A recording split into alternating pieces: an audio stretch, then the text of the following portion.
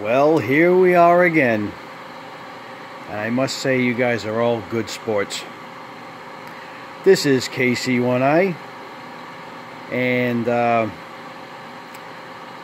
well, we got 160 working. Still have a couple of glitches though, but just having output on 160, I feel pretty good.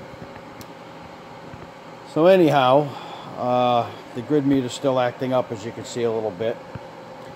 But what I find very odd is that I don't have a plate current meter that's working on 160. It works on 80 and the rest of the bands.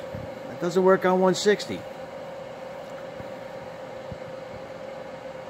My RFI problem that I had on 80 seems to be gone. And I'm pulling about 55 watts in, I believe.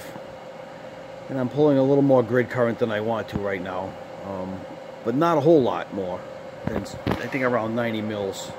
75 is probably the top of the ladder where I feel comfortable. But so anyhow, we'll key it up. No, actually 115. 1500 watts out with 50 in, and that meter's holding steady. Let me just back it down a little bit. The grid meter, about 1200 watts or so.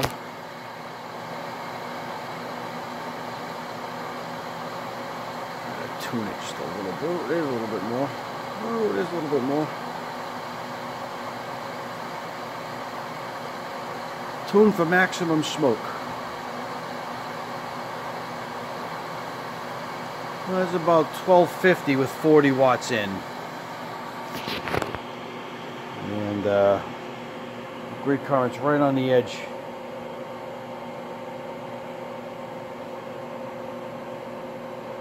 Back it down a little bit. So she's holding pretty steady. And she's definitely pulling current. I don't know. I'm going to have to look into that meter. I know that meter was working on 80 and 40 and all the rest of the bands. But anyway, we've got power out on 160 for sure.